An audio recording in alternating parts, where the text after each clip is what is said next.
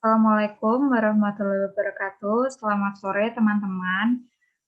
Terima kasih buat teman-teman yang pada sore hari ini bersedia untuk meluangkan waktunya mengikuti webinar. Untuk mempersingkat waktu, mungkin Kak Anis bisa langsung share screen saja.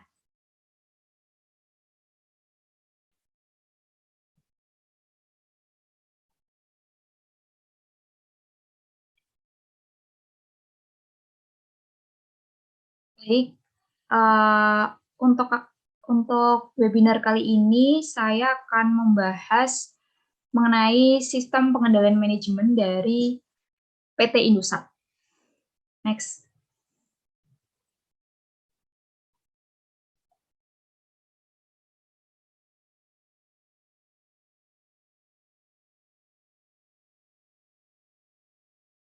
Nah, sebelum lanjut pada materi, mungkin saya akan memperkenalkan diri terlebih dahulu.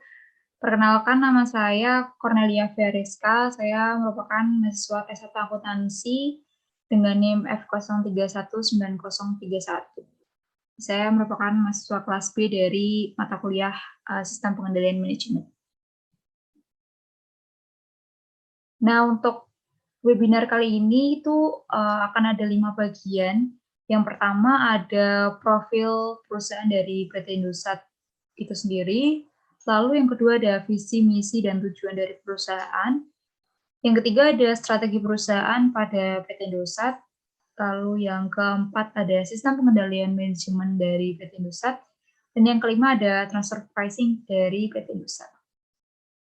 Next.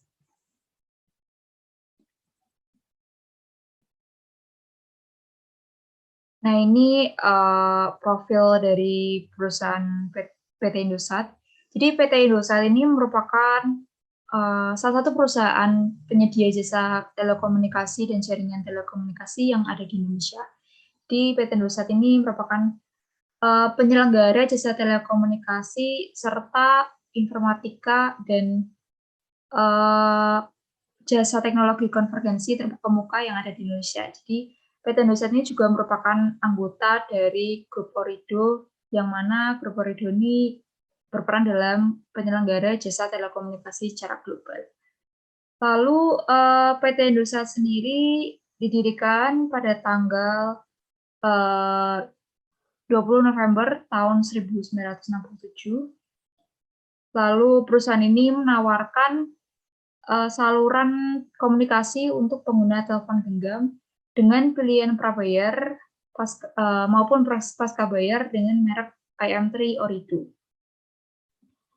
Indosat Orido juga menyediakan layanan multimedia, internet, dan komunikasi data seperti IPVPN, lalu penyewaan jalur, layanan internet, dan layanan teknologi informasi segmen korporat. Nah, untuk saham PT Indosat atau Indosat Orido sendiri itu sudah tercatat di Bursa Efek Indonesia atau BI.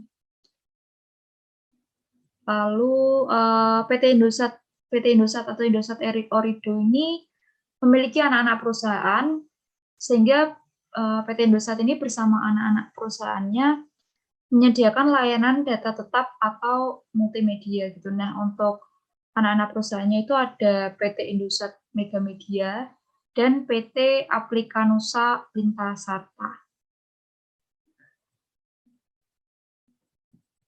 Next.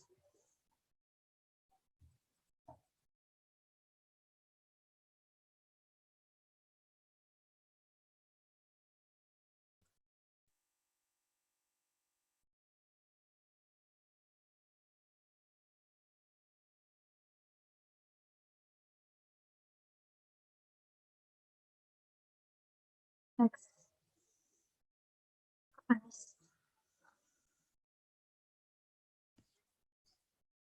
Selanjutnya ada setelah membahas mengenai profil perusahaan dari PT Indosat, kita akan membahas mengenai sejarah perusahaan dari PT Indosat itu sendiri.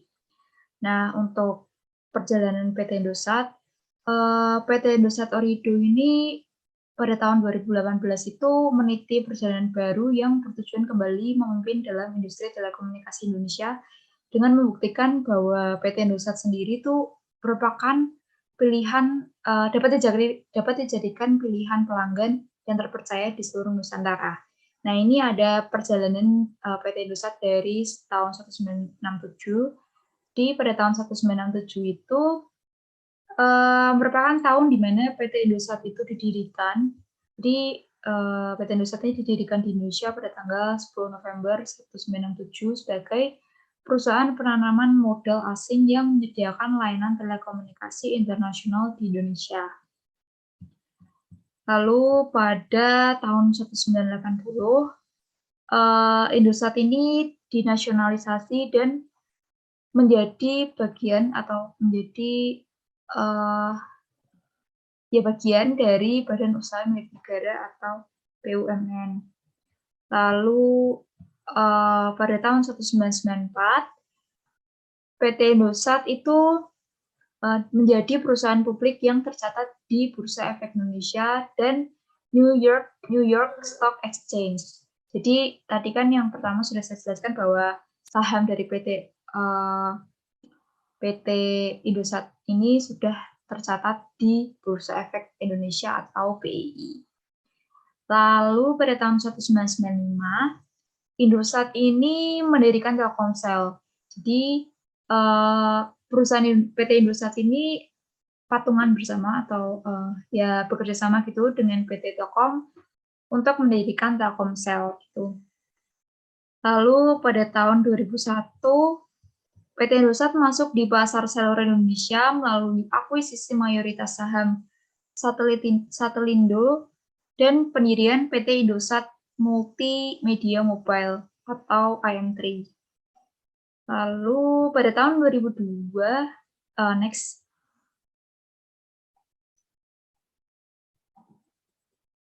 Lalu pada tahun 2002, pemerintah Indonesia itu melakukan divestasi sebesar 517,5 juta saham, mewakili sekitar 50% dari saham seri B pada saat itu secara dalam 2 tahap.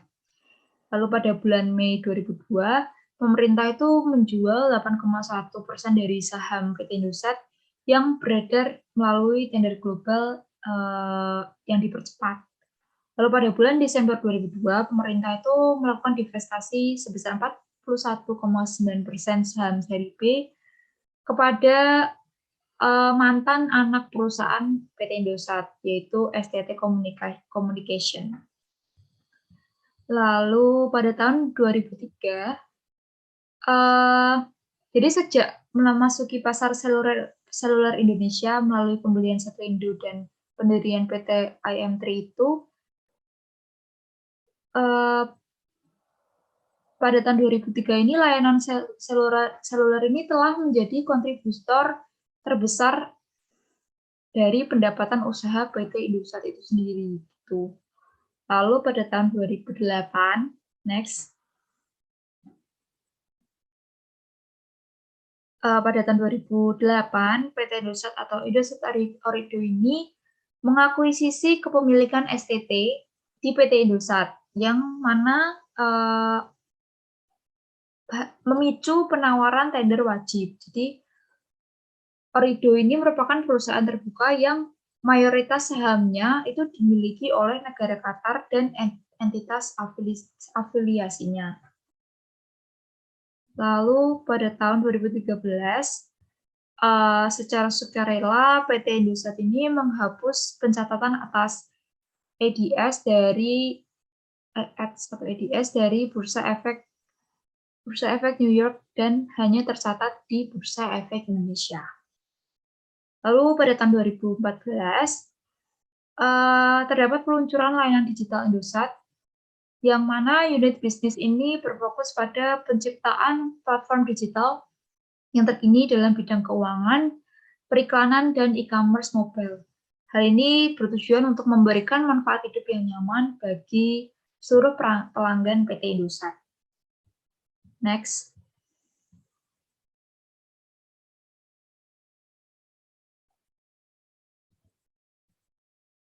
Lalu pada tahun 2015, itu terdapat peluncuran identitas baru menjadi Indosat Ooredoo. Jadi Indosat Ooredoo itu dimulai pada tahun 2015 dan peluncuran layanan komersial atau 4G LTE yang pertama di Indonesia. Lalu pada tahun 2016, PT Indosat itu merombak industri melalui penawaran yang sederhana dan juga transparan sehingga pelanggan itu dapat dengan leluasa menikmati pengalaman digital dari PT Indosat. Lalu pada tahun 2017, PT Indosat itu merayakan 50 tahun. 50 tahun PT Indosat telah berinovasi bagi bangsa itu. Lalu pada tahun 2018, seluruh jaringan nasional dari Indosat Ooredoo ini telah dilengkapi kapabilitas 4G LTE. Di layanan 4G LTE yang sekarang kita pakai itu di PT Indosat itu dimulai pada tahun 2000. Untuk peluncurannya itu pada tahun 2015. Nah, untuk seluruh jaringannya yang dilengkapi dengan 4G LTE itu dimulai pada tahun 2018. Next. Nah, setelah membahas mengenai profil perusahaan dan sejarah perjalanan dari PT Indosat, sekarang saya akan menjelaskan mengenai visi, misi, dan tujuan dari PT Indosat. Untuk visi dari PT Indosat itu menjadi perusahaan telekomunikasi digital yang terdepan di Indonesia. Lalu untuk misinya, itu yang pertama ada terdepan dalam menyediakan digital touch point. Lalu yang kedua itu ada menjadi pemain yang kuat di area prioritas. Lalu yang ketiga itu menjadi pemain yang cepat dan fokus. Next.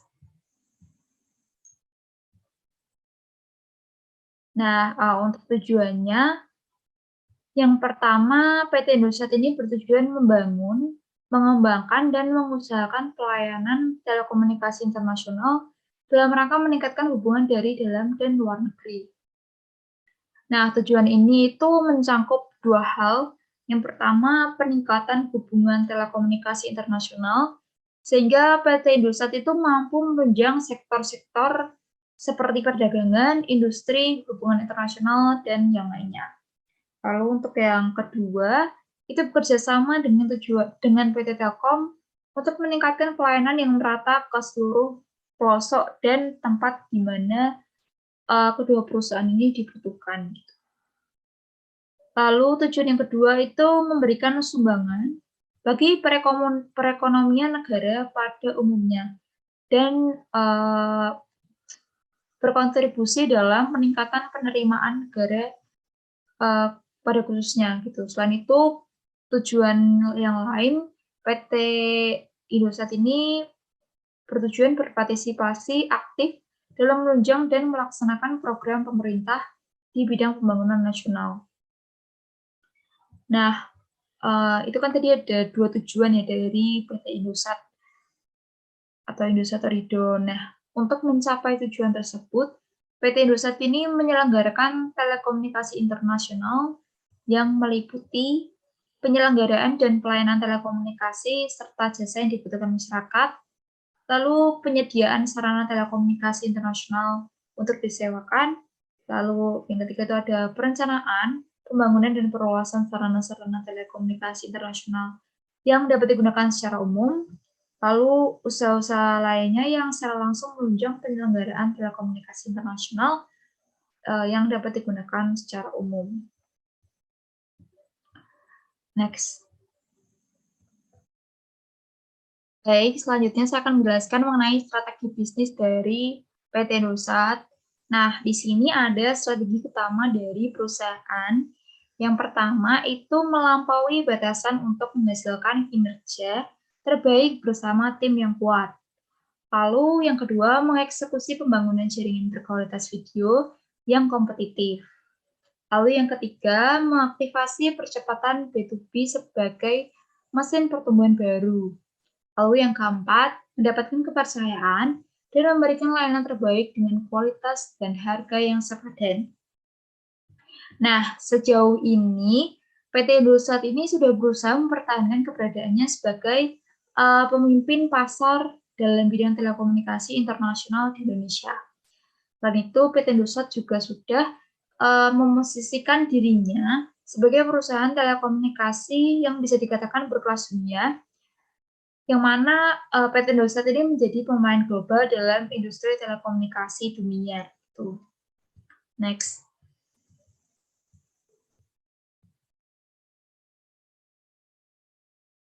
Nah, selain ada strategi utama, ada pula strategi lain yang dilakukan PT Indosat untuk mencapai tujuannya. Yang pertama itu berpartisipasi dalam pembangunan infrastruktur telekomunikasi domestik. Jadi, Indosat ini memandang investasinya pada infrastruktur telekomunikasi domestik. Selain sebagai alat untuk memperluas pasar jasa telekomunikasi internasional, hal ini juga dapat dijadikan sebagai sumber pendapatan baru dari perusahaan.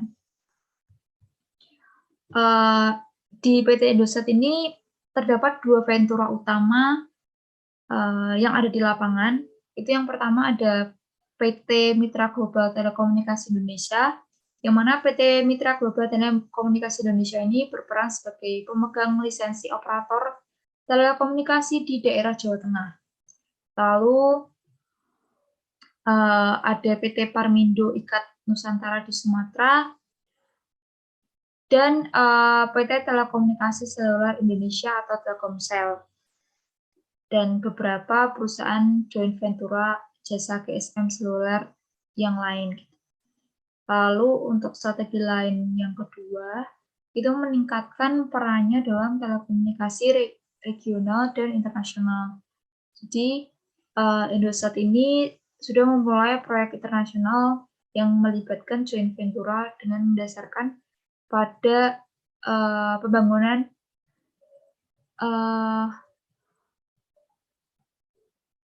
telekomunikasi internasional. Nah, tujuan utamanya itu untuk meningkatkan lalu lintas internasional melalui gerbang perusahaan, lalu memperoleh pendapatan langsung dari proyek dan mendapatkan tambahan keahlian dari pembukaan internasional. Nah, sampai sekarang Indosat itu masih terikat dengan berbagai proyek telekomunikasi termasuk joint venture dengan entitas telekomunikasi yang bersangkutan, baik itu dari Kamboja dan Kazakhstan. Selain itu,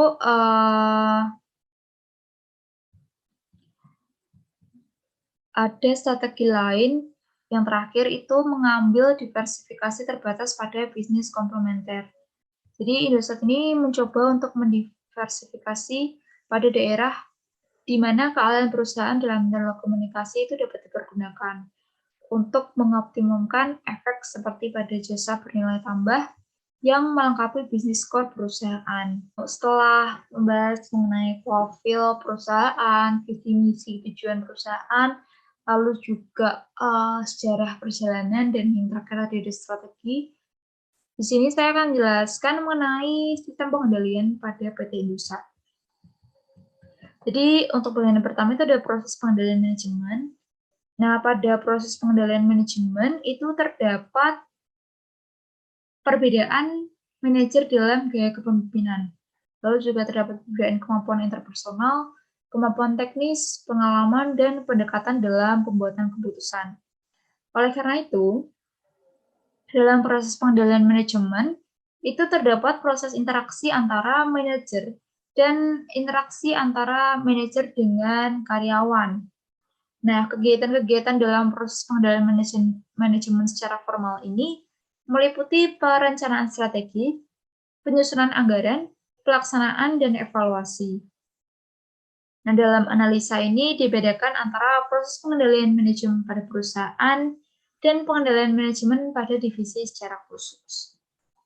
Nah, tadi ada kegiatannya itu ada perencanaan strategis, ada penyusunan anggaran, pelaksanaan, dan evaluasi. Oleh karena itu, next.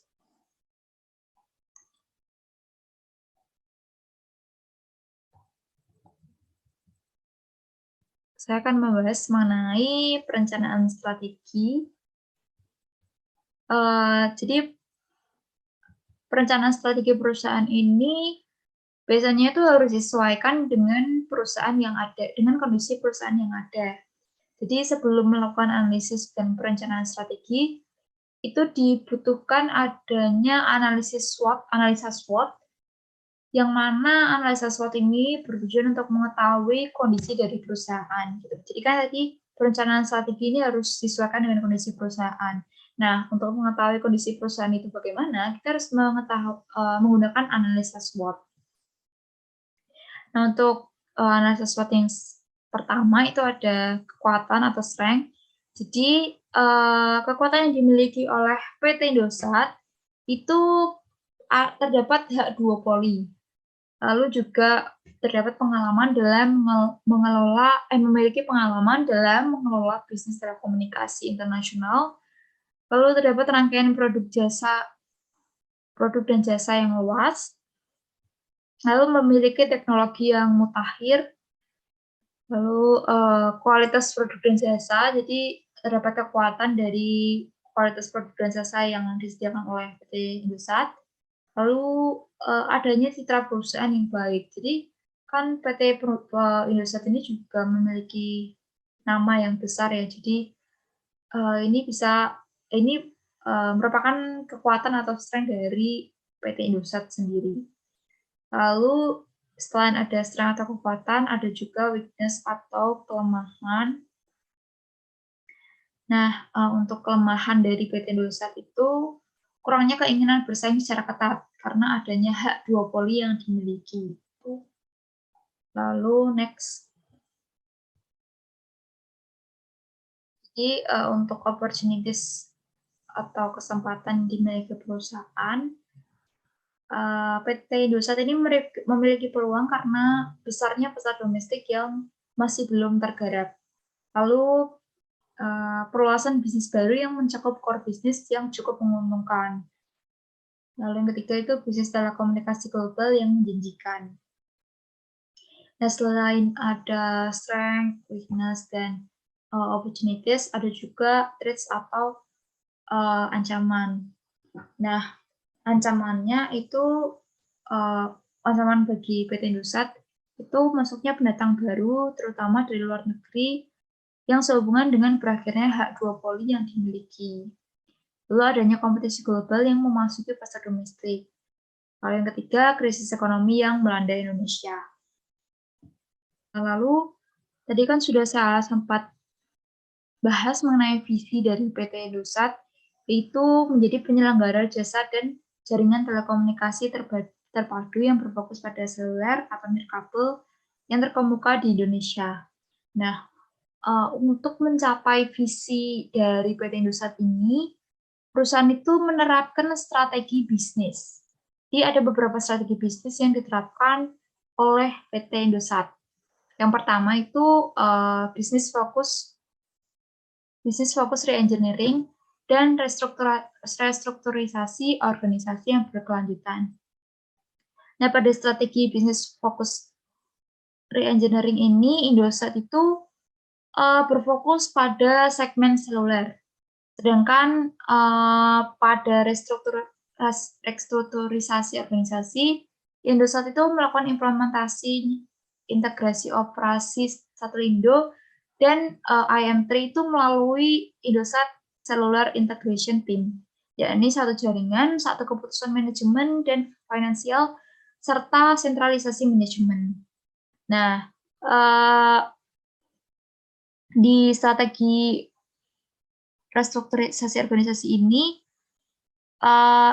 ditekankan bahwa PT Indosat ini sebagai operating seluler dan bukan sebagai holding company. Di strategi-strategi ini dapat dilihat sebagai target jangka panjang dari PT Indosat itu sendiri. Gitu.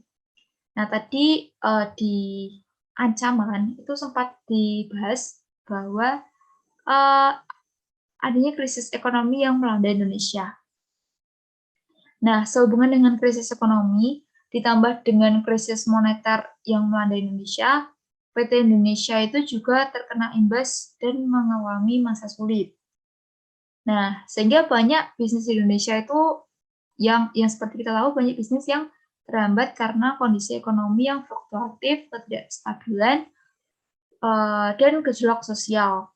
Nah, situasi ini mempengaruhi pertumbuhan permintaan jasa telekomunikasi internasional yang ada di Indonesia. Sehingga dalam hal ini, Indosat ini perlu berhati-hati dalam kegiatan operasi dan manajemen finansial, terutama terhadap mata uang asing atau nilai tukar rupiah terhadap dolar.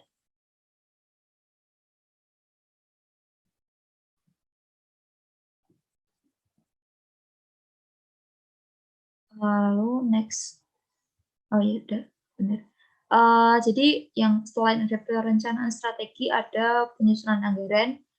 Nah, anggaran ini kan merupakan bagian yang penting ya dari perencanaan efektif jangka pendek dan kontrol dalam suatu perusahaan atau organisasi.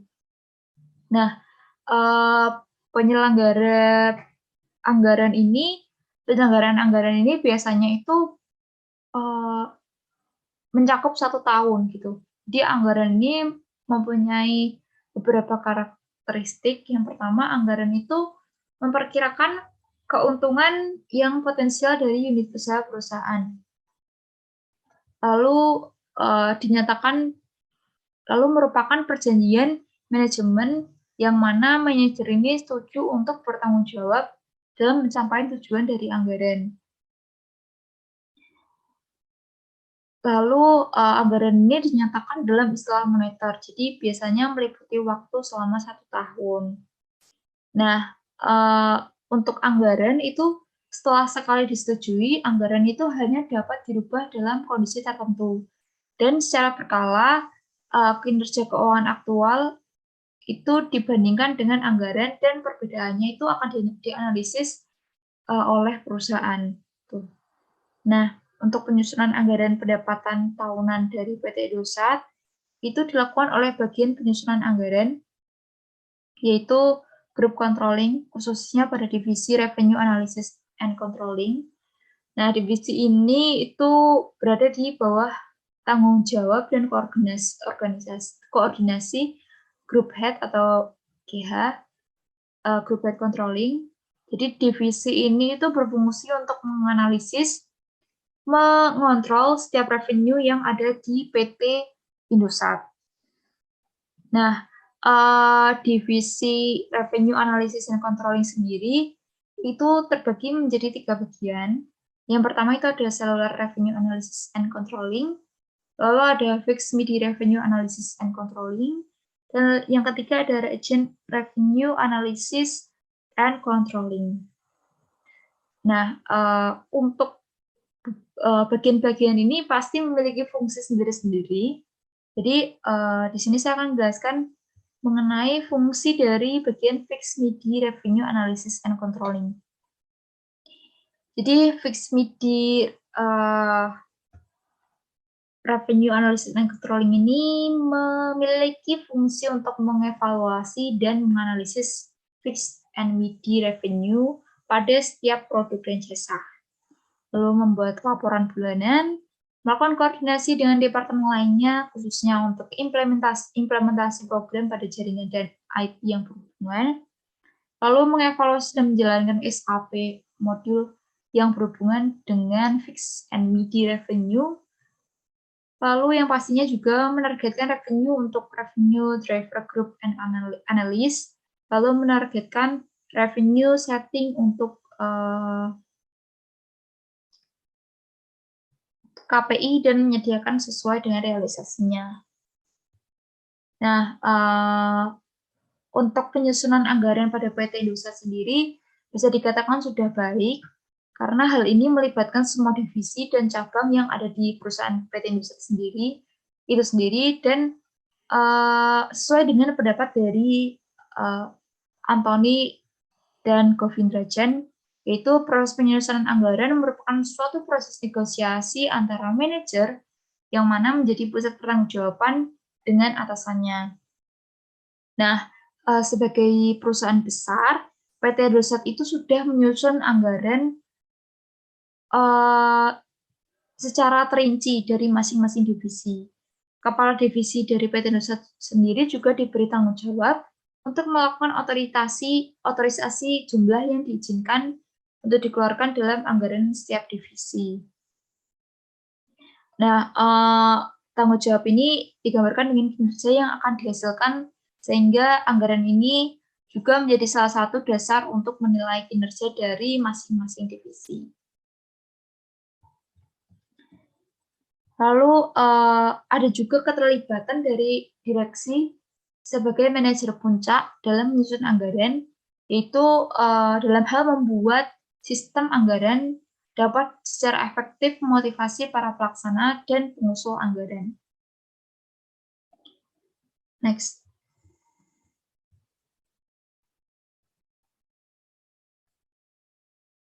Nah, selain perencanaan strategi dan penyusunan anggaran, ada pelaksanaan. Untuk pelaksanaan pengendalian perusahaan pada PT Indosat itu dipegang oleh direktur utama, tapi bukan hanya direktur utama, melainkan dibantu oleh 7 direktur yang masing-masing membawahi direktorat gitu.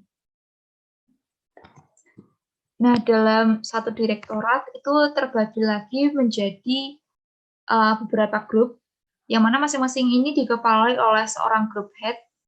Jadi setiap group head ini membawahi beberapa divisi yang dikepalai oleh division head.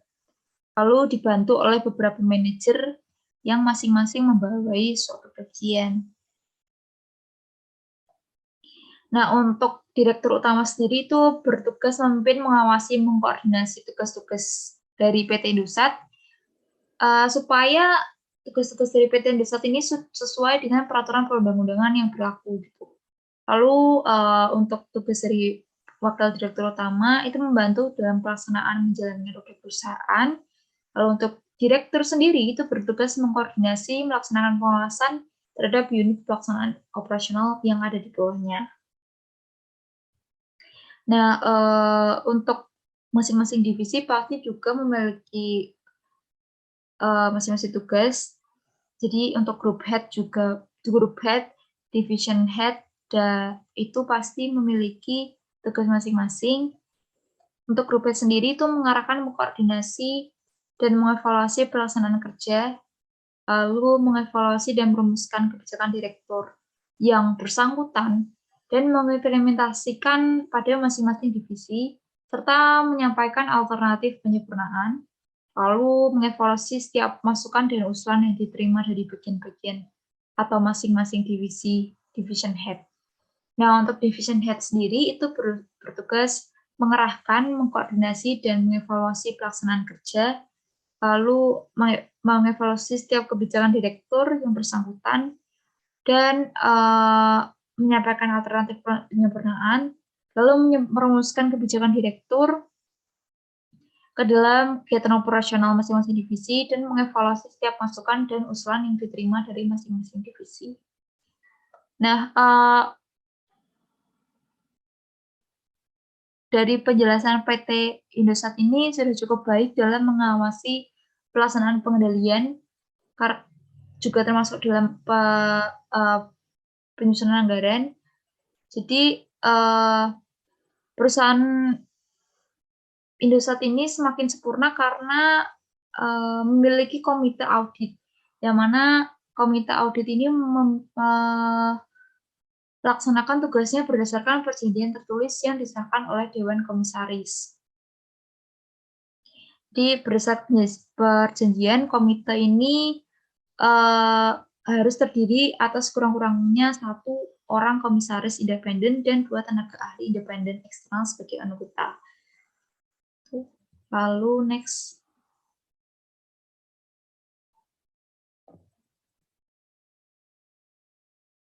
Nah, untuk bagian yang terakhir itu ada transfer pricing dari PT Indosat. Jadi untuk indikasi transfer pricing-nya, berdasarkan laporan keuangan konsolidasi, PT Indosat ini memang melakukan transfer pricing dengan pihak-pihak afiliasi yang diantaranya merupakan entitas anak perusahaan.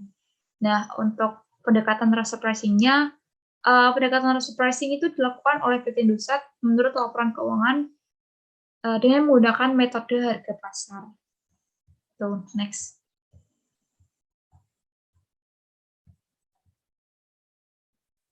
Nah, jadi itu dia materi yang bisa saya sampaikan. Jadi dapat disimpulkan bahwa PT Indosat ini merupakan penyelenggara jasa telekomunikasi serta informatika atau jasa teknologi konvergensi terkemuka yang ada di Indonesia. Selain itu, PT Indosat ini juga merupakan anggota grup Orido, yang mana merupakan penyelenggara jasa telekomunikasi secara global. Lalu PT Indosat itu memiliki visi, misi, tujuan, strategi, dan juga PT Indosat ini sudah mengalami perjalanan yang cukup panjang gitu dari tahun 1967. Nah, tadi juga sudah dijelaskan mengenai beberapa strategi yang digunakan oleh PT Indosat, baik itu strategi utama, strategi lain, maupun strategi bisnis yang digunakan untuk mencapai tujuan yang dimiliki oleh PT Indosat. Lalu untuk sistem pengendaliannya itu terbagi menjadi beberapa proses ya tadi. Jadi untuk proses pengendalian manajemennya itu ada ada perencanaan strategi, penyusunan anggaran, pelaksanaan, dan evaluasi. Lalu berdasarkan laporan keuangan konsolidasi juga PT Indosat ini juga dijelaskan bahwa PT Indosat melakukan transfer pricing dengan pihak-pihak afiliasi yang diantaranya merupakan entitas anak perusahaannya sendiri gitu. Lalu juga pendekatan transfer pricing juga sudah dijelaskan bahwa menggunakan metode harga pasar. Jadi itu yang bisa saya sampaikan. Mohon maaf apabila ada salah kata dalam menjelaskan materi atau mungkin ada salah informasi yang saya sampaikan.